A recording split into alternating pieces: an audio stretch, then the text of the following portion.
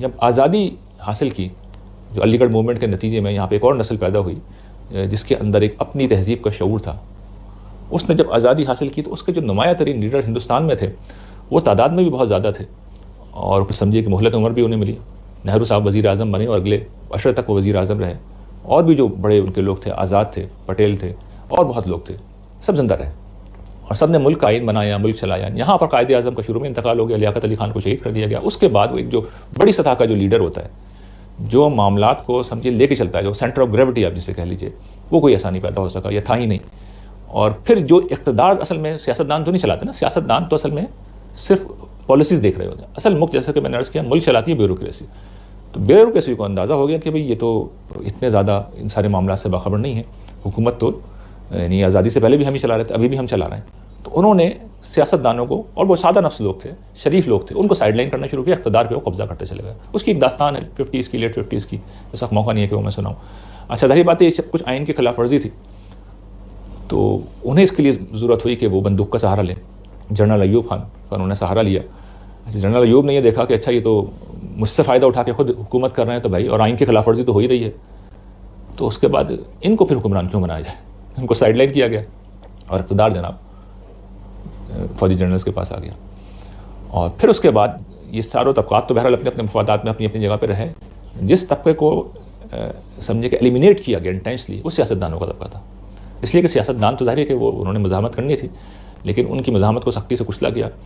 کچھ لوگ ملک سے باہر چلے گئے، کچھ کو جلا وطن کر دیا گیا، کچھ لوگ خاموش ہو کے بیٹھ گئے، کچھ کا انتقال ہو گیا، اور یہ جو سلسلہ تھا یہ سمجھے کہ یہ اسی طرح پھر چلتا چلا گیا۔ اچھا کسی بھی سماج میں ایک تو سیاستدان ہوتے ہیں جو سماج کی ترجمانی کرتے ہیں، دوسرے جو لوگ سماج کی ترجمانی بھی کرتے ہیں اور اس کی اصلاح بھی کرتے ہیں، وہ دانشوروں کا اور علماء کا طبقہ ہے۔ اب یہ دوسرے طبقے کی ذمہ داری تھی کہ وہ آئے اور اپنا رول پلے کرے، کیونکہ یہی اصل میں جس کو میں کہتا ہوں انٹلیکچوئل لیڈرشپ، اصل میں وہ چیز ہوتی ہے جسے ہر حال میں لڑنا ہوتا ہے، اور جو سب سے سپریم ہوتی ہے، جو سب سے طاقتور ہوتی ہے کسی بھی سماج کی صورت گری میں، سب سے زیادہ اہم ترین لوگ یہ ہوتے ہیں۔ یعنی آپ کو سیاستدانوں کی طرف فرنٹ لائن پہ نمایاں نظر نہیں آئیں گے، یہ پیچھے ہوتے ہیں، ایک سماج کو یہ بنا رہے ہوتے ہیں، اصل میں ان کی پالیسیز ہوتی ہیں۔ لیکن بدقسمتی سے ہمارے ہاں جو دانشور کلاس تھی، جو انٹلیکچوئل لیڈرشپ تھی، وہ دو انتہاؤں کا شکار ہو گئی۔ ایک انتہا کمیونزم کے زیر اثر آئی، لیفٹسٹ کا وہ گروہ وجود میں آیا جو ہم جانتے ہیں، جس میں گرچہ بڑے لوگ تھے لیکن ان کا مطمع نظر یہی تھا کہ یہاں پہ کمیونسٹ انقلاب آ جائے۔ آپ کے علم میں ہے کہ 20ویں صدی میں پوری دنیا میں کارل مارکس کی جو کمیونسٹ تحریک تھی اس کا غلغلہ تھا جو ہر طرف طاری تھا، آدھی دنیا اس کی اسیر تھی۔ تقسیم سے پہلے بھی ہندوستان میں اس کے اثرات آ چکے تھے، اور ہمارے یہاں بھی یقیناً اس کے اثرات آئے۔ تو ایک گروہ تو وہ ہو گیا، اور ظاہر ہے کہ ان کی ساری دلچسپی اقتدار کے اندر ہوتی ہے، یا یہ کہ اپنے خاص جو ان کے خیالات ہیں۔ لیکن اس دور میں جو کہ سوویت یونین موجود تھا اور وہ معلوم تھا سب کو کہ وہ خدا کے انکار کے اوپر، مذہب کے انکار کے اوپر قائم ہے، تو ان لوگوں کو ویسے کوئی پذیرائی اس معاشرے میں حاصل، اس درجے میں حاصل نہیں ہو سکی، گرچہ بڑے انٹلیکچوئلز یہاں موجود تھے۔ یعنی فیض کا نام تو سبھی جانتے ہیں، تو وہ سب کو معلوم ہے، بہت بڑے بڑے لوگ اس کے اندر شامل تھے، بڑے دانشور، بڑے اہل علم۔ لیکن مسئلہ سب کا یہ تھا کہ ایک خاص زاویہ، دانش کی موت ہوتی ہے کہ اس کے اوپر کوئی زاویہ مسلط ہو جائے اور دانش سوچنا بند کر دے۔ اہل دانش سوچنا بند نہیں کرتے، لیکن جب وہ نظریات کے غلام ہو جاتے ہیں تو پھر وہ گویا کہ بڑے سے بڑا دانشور بھی ذہنی طور پہ بونا ثابت ہوتا ہے۔ وہ معلومات کا انبار لگا دے گا، علم کے دریا بہا دے گا، لیکن وہ ذہنی طور پہ ایک بونا ہوگا، کیونکہ اس نے اپنی دانش کو سرنڈر کر دیا۔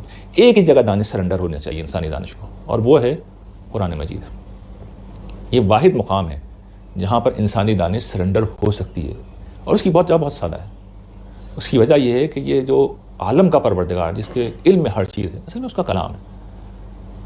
اور یہ بھی میں اس وقت سے میرا موضوع نہیں ہے، بہت اختصار سے بتا دوں، پچھلی دفعہ میں نے لیکچر دیا تھا، وہ غالباً ریکارڈ نہیں ہو سکا، اس کو بھی میری خواہش ہے دوبارہ ہم ریکارڈ کریں تاکہ عام لوگوں تک بھی پہنچے۔ اس میں نے بتایا تھا صحابہ کرام کی سب سے بڑی دانش یہی تھی، میں نے بتایا تھا ایک ایک کر کے کوئی بڑا عالم ان کے اندر ایسا پیدا نہیں ہوا جس طرح دنیا میں پیدا ہوتے ہیں۔ ارسطو کوئی پیدا نہیں ہوا ان کے، کوئی سقراط پیدا نہیں ہوا، کوئی افلاطون پیدا نہیں ہوا، لیکن انہوں نے جس حقیقت کو دریافت کر لیا تھا وہ یہ کہ خدا ہے جس کے سامنے سرنڈر کرنا ہے۔ اور آج بھی سب سے بڑا عالم وہ ہے جو اس حقیقت کو دریافت کر لے کہ جتنا بھی علم ہے وہ ارریلیونٹ ہے، وہ غیر اہم ہے، جو خدا نے کہہ دیا وہ اہم ترین ہے۔ ایک تفصیلی موضوع اس کے اوپر بعد میں بات کریں گے، لیکن جو میں بات عرض کر رہا ہوں کہ جو ایک طبقہ تھا وہ ادھر چلا گیا، اور دوسرا طبقہ جو تھا جو مذہب سے ایسوسیٹڈ تھا، اس نے اپنی دانش کو قرآن مجید کے تحت اس نے بھی نہیں کیا۔ اب اس کی انڈیپینڈنٹ دانش جو تھی، جو زمانے کے اثر سے وجود میں آئی تھی، انفارچونیٹلی وہ بھی کمیونزم کا اسلامک ورژن تھی کہ نظام حکومت کو اسلامائز کر دیا جائے۔ چنانچہ جیسے ہی پاکستان آزاد ہوا تو اس نے جدوجہد شروع کر دی کہ دستور کو اسلامائز کیا جائے. آج الحمدللہ دستور جتنا اسلامائز ہو چکا اس سے زیادہ ہو نہیں سکتا, لیکن ہم سب امن منافق ہیں. اس پوری اپروچ کی غلطی واضح کرنے کے لیے اب تو یہ وقت کی شہادت دے دی, پوری اپروچ یہ اول آخر غلط تھی. دوسرا اس کا زاویہ یہ تھا, قرآن مجید کو کبھی آپ کھول کے پڑھیے, اول تا آخر ایک کردار نظر آئے گا آپ کو, اور یہاں پر تھا کہ ایک حلیہ ہے, وہ ہے گویا کہ معیار ہے, گویا کہ وہ دین ہے.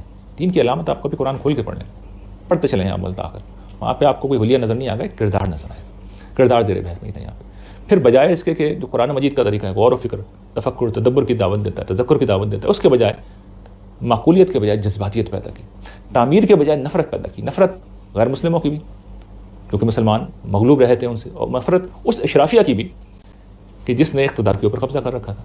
اچھا, کس بنیاد پہ؟ اس بنیاد پہ نہیں کہ انہوں نے رول آف لا کو ختم کیا تھا, اس بنیاد پہ نہیں کہ انہوں نے آئین کو ختم کیا تھا, اس بنیاد پہ نہیں کہ انہوں نے جمہوریت کو ختم کیا تھا, اس بنیاد پہ نہیں کہ انہوں نے آزادی اظہار رائے کو ختم کیا تھا, اس بنیاد پہ نہیں کہ انہوں نے انسانی حقوق کو پامال کیا تھا, بلکہ بنیاد یہ تھی کہ وہ اشرافیہ جیسے ہیں, ان کی خواتین جو ہے پردہ نہیں کرتی, وہ لبرل ہیں, وہ ماڈرن ہیں. یہ چیز تھی جو باعث نفرت بنی. تو تعمیر کے بجائے نفرت, کردار کے بجائے حلیہ, اور معقولیت کے بجائے جذباتیت, یہی وہ کمبینیشن, لیتھل کمبینیشن ہے جس نے وہ نسلیں پیدا کی ہیں جو آج ہم دیکھ رہے ہیں. کیوں پیدا کی ہیں؟ اس لیے کہ یہ اسٹرگل جاری تھی, لیکن 80s میں ہم جانتے ہیں, 70s کے آخر میں یہ جو دوسری فکر ہے اسے سیاسی سپورٹ اور سیاسی اقتدار حاصل ہو گیا جنرل ضیاء الحق کے زمانے میں, اور پھر کمیونزم کو شکست ہو گئی تو وہ لیفٹسٹ جو تھے وہ تو ویسے ہی پیچھے چلے گئے. اب وہ کچھ ان کا ظہور ہوا ہے تھوڑا بہت, لیکن یہ اس زمانے میں تو بالکل پیچھے چلے گئے. 80s کے اندر, 90s کے اندر یہ دو اشرے ایسے تھے, یہیں سے پھر ان نسلوں نے جنم لیا ہے کہ جیسے میں کبھی کبھار ذکر کرتا رہتا ہوں کہ 90s میں پاکستان کے پاس کھیل کے میدان میں دیکھ لیں تو دنیا کے 4 عالمی کھیلوں کا عالمی کپ تھا پاکستان کے پاس. آپ بڑے بڑے ادیب دیکھ لیں, شعرا دیکھ لیں, آپ اہل فن دیکھ لیں, کسی درجے میں کوئی تعلیمی اسٹرکچر نہ ہونے کے باوجود سائنسدان بھی پیدا کر دیے تھے. تو آج تو ہم صرف سوشل میڈیا کے بلاگر پیدا کرتے ہیں, یعنی بولنے والے, بے تکان بولنے والے لوگ پیدا کرتے ہیں. نہ دیانت ہے, نہ امانت ہے, نہ صدق ہے.